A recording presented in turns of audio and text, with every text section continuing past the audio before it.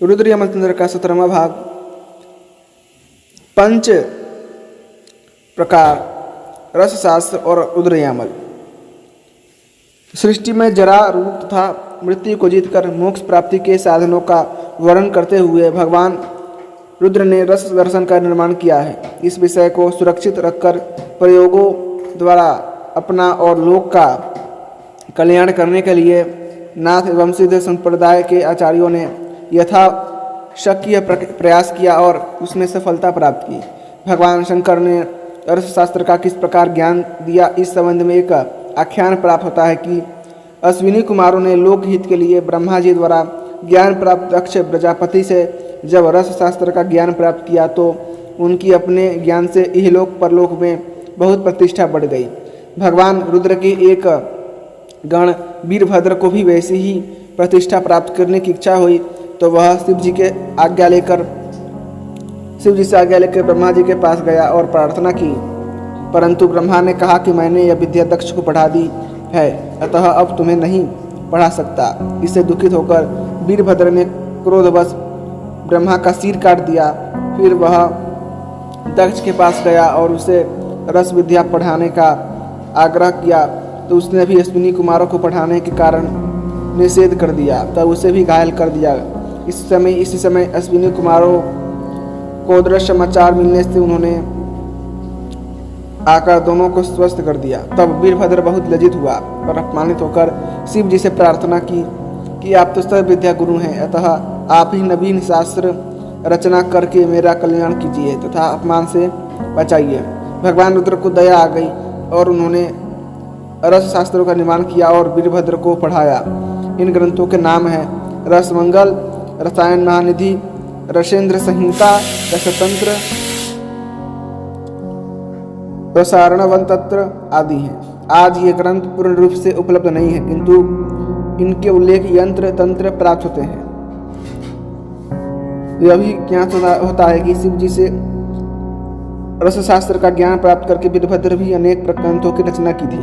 वीरभद्र निर्मित रस और रसायन शास्त्र निम्नलिखित हैं: अमृतार्णव, ऐश्वरी भास्कर, अमृतेश्वर, कामेश्वर, ताम्रेश्वर, पंचानन, नीलकंठ, ब्रजेश्वर, प्रचंड, भैरव, धृत भैरव,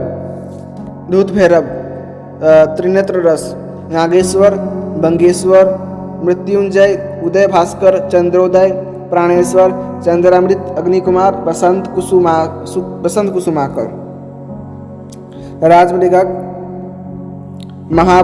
महाश्रृंगक, कालंतक, लोकेश्वर, कामधेनुरस, मकरध्वज, सर्वांग सुंदर रस, महालक्ष्मी विलास, विजय भैरव, भूतांकुश, सोमेश्वर, नाराचरस, उडडमरस, सूर्यावर्तन, चिंतामणि, ऊर्जाभद्र रस, हरिशंकर रस, पंचवक्त्र रस, पाषाणभिद रस, सूर्योदय रस, सर्वतोभद्र रस आदि। उत्तर काल में रसशास्त्र की परंपरा को सुरक्षित रखते हुए अपने अपने अनुभवों का अंकन भी होता रहा। रस ग्रंथों की रचना और रासायनिक प्रक्रिया का संबंध मुख्यतः 84 सिद्धों से रहा है, अतः उनकी साधना का पुट भी उनमें बढ़ता गया और उन्होंने तंत्रों, आगमों, यामलों में निहित साधनोपयोगी रस विद्या का प्रायोगिक परीक्षण कर इन ग्रंथों में समाविष्ट किया। सरसाचार्यों की परंपरा भगवान शिव से प्रारंभ होकर भैरव, नंदी, स्वच्छंद भैरव, मंथान भैरव, काकचंडीश्वर, वासुदेव, ऋषि श्रृंग, रत्नाकर, हरीश्वर आदि दिव्य पुरुषों द्वारा निरंतर प्रवाहित होती रही है। रुद्र यामल के अंतर्गत जिन रस, रसायन और धातुओं के प्रयोगों का वर्णन हुआ है वह अवश्य ही महत्वपूर्ण है, किंतु इनका प्रयोग केवल ग्रंथ देखकर नहीं करना चाहिए, क्योंकि यह एक अत्यंत जोखिम से भरा हुआ कार्य है। लाभ तो पूर्ण प्रयोग के बाद ही संभव होता है, किंतु हानि पद पर होने का भय बना ही रहता है। इनकी साधना पद्धति भी दीर्घकाल साध्य है और साथ ही मंत्र विध्यान भी अपेक्षित है। इसी के साथ रुद्र यामल तंत्र का 17वां भाग भी संपूर्ण हुआ। यदि आपको भगवान रुद्र की यह रुद्र संहिता पसंद आ रही है तो कृपया कर वीडियो को लाइक करें, चैनल को सब्सक्राइब करें और अपने दोस्तों के साथ शेयर कीजिएगा। धन्यवाद। जय श्रीमन नारायण, जय गौरी शंकर।